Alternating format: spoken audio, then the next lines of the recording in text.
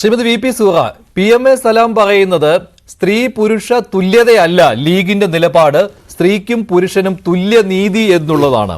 എന്താണ് ഇത് തമ്മിലുള്ള വ്യത്യാസം? എന്താണ് PMA സലാം ഉദ്ദേശിക്കുന്നതെന്ന് താങ്കൾ മനസ്സിലാക്കിയിരിക്കുന്നത്?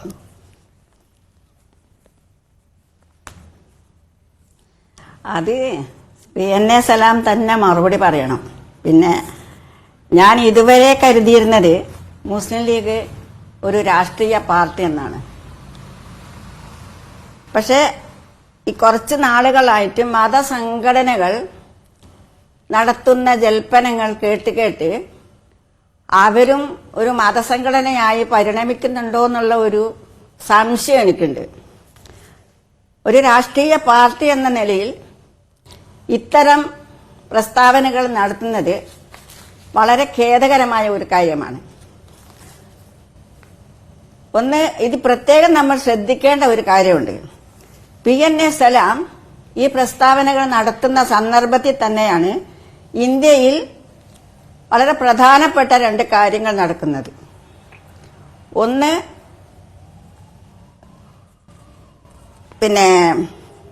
ഉത്തരാഖണ്ഡിൽ UCC നടപ്പിലാക്കുന്നു. രണ്ടാമത്തെ കാര്യം, ഇന്ന് സുപ്രീം കോടതിയിൽ നിന്ന്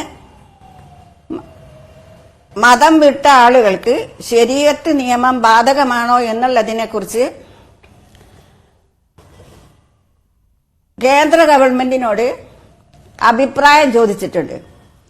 കേന്ദ്ര ഗവൺമെന്റിന്റെ താൽപര്യത്തിനനുസരിച്ച് ഒരു നിയമം വരികയാണെങ്കിൽ പിന്തുടർച്ചാവകാശ കാര്യത്തിൽ മുസ്ലിം സ്ത്രീകൾ നേരിടുന്ന വിവേചനവും ക്രൂരതയും,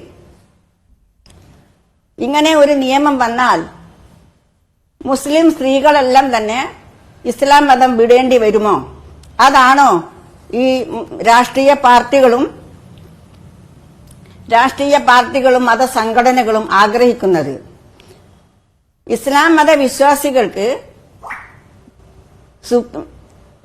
പേഴ്സണൽ ലോ അമെൻഡ്മെന്റ് ചെയ്യാൻ എത്രയോ കാലങ്ങളായി നമ്മളൊക്കെ മുറവിളി കൂട്ടിയിട്ടും ഇതിനെതിരെ നിശബ്ദമായിരിക്കുന്ന മതസംഘടനകളും നിസ്സംഗത പാലിക്കുന്ന രാഷ്ട്രീയ പാർട്ടികളോടും ഈ രണ്ട് ചോദ്യങ്ങളാണ് എനിക്ക് ചോദിക്കാനുള്ളത്. ഒന്ന്, രാഷ്ട്രീയ പാർട്ടികളും ഇവർ നിസ്സംഗത പാലിക്കുന്നത് കൊണ്ട് തന്നെ മുസ്ലിം സ്ത്രീകളെ സംബന്ധിച്ചിടത്തോളം അവസാന ഘട്ടത്തിൽ മറ്റേതെങ്കിലും വഴി തേടേണ്ടി വരും. അതിനൊരു ഉദാഹരണമാണ് ഞാൻ പറഞ്ഞത്.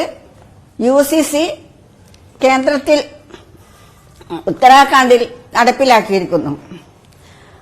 അത് പൂർണ്ണമായും മുസ്ലിം സ്ത്രീകളെ ബാധിക്കുന്ന കാര്യങ്ങളായിട്ടാണ് ഞാൻ മനസ്സിലാക്കിയിരിക്കുന്നത്. മറ്റു കുറച്ച് കാര്യങ്ങൾ മറ്റേതുണ്ടെങ്കിലും മുസ്ലിം സ്ത്രീകളെ സംബന്ധിച്ചിടത്തോളമുള്ള കാര്യങ്ങളാണ്.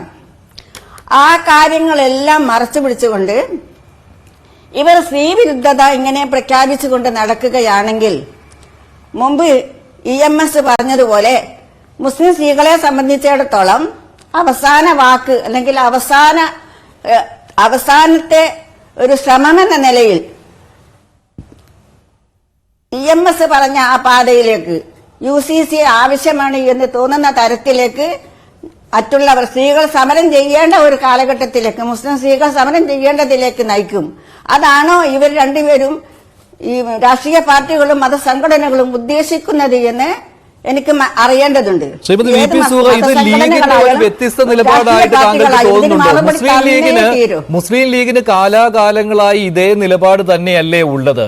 സ്ത്രീയും പുരുഷനും തുല്യരല്ല എന്ന് പറയുകയും അതോടൊപ്പം തന്നെ ഒരു വാചകം കൂടി അങ്ങ് കൂട്ടിച്ചേർക്കും, സാമൂഹ്യ നീതി, അവിടെ തുല്യത വേണമെന്നുള്ളത്. സാമൂഹ്യ നീതി സ്ത്രീക്കും പുരുഷനും ഒരുപോലെ ഉണ്ടാകണമെന്ന്. ഇതും തുല്യതയും രണ്ടും ഒന്ന് തന്നെയല്ലേ? അതിന്റെ ഒരു നിർവചനം ലീഗ് ഒട്ട് നൽകുന്നുമില്ല. അതായത് ലീഗ് ഒരേ സമയം ഞങ്ങൾ പുരോഗമനവാദികളാണ്, സ്ത്രീക്കും പുരുഷനും തുല്യാവകാശം വേണമെന്ന് വാദിക്കുന്നവരാണ് എന്ന് പറയുകയും അതോടൊപ്പം മതപണ്ഡിതരുടെ അഭിപ്രായം എന്താണ്, അതിനോടൊപ്പം ഞങ്ങൾ നിൽക്കുന്നു എന്ന് കാണിക്കുകയും ചെയ്യുന്നു. അതല്ലേ ഇന്നും PMA സലാമിന്റെ വാക്കുകളിൽ നിന്ന് കിട്ടുന്നത്? ഒരാൾ പോലും സലാമിനെ തള്ളിപ്പറഞ്ഞുകൊണ്ട് രംഗത്തെത്തിയിട്ടില്ല. ഈ ചാനൽ ചർച്ചയിലേക്ക് ലീഗിന്റെ പ്രതിനിധികളോട് വരാൻ ആവശ്യപ്പെട്ടതാണ്, അവർ പറയുന്നത് ഇല്ല. അതായത് സലാമിനെ തള്ളാതെ കൊള്ളാതെ അവർക്ക് കഴിയുന്നില്ല.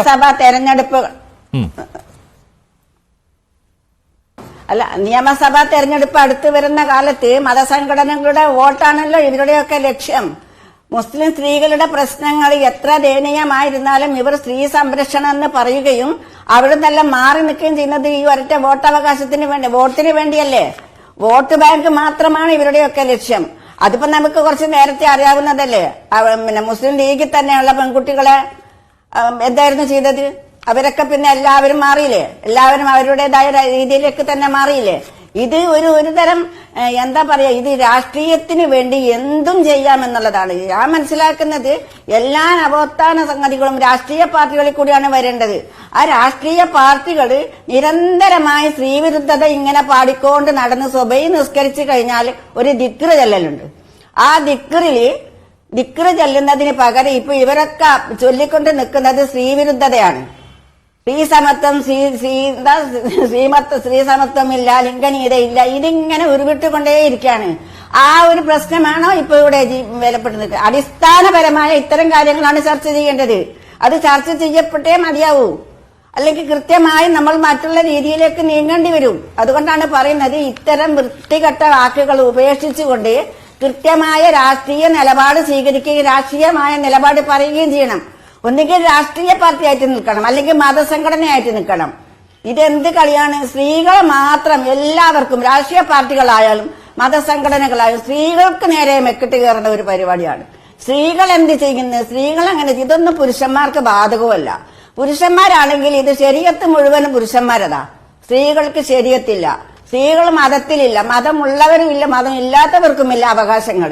ഇത് എന്തൊരു കഷ്ടമാണ്. എന്നിട്ട് പോലും ഈ ഒരു പ്രത്യേക സാഹചര്യത്തിലാണ് ഇങ്ങനെയൊക്കെ പറഞ്ഞു വരുന്നത് എന്ന് ഓർക്കുമ്പം ഇവരെന്താണ് ചിന്തിക്കുന്നത്? ശരി,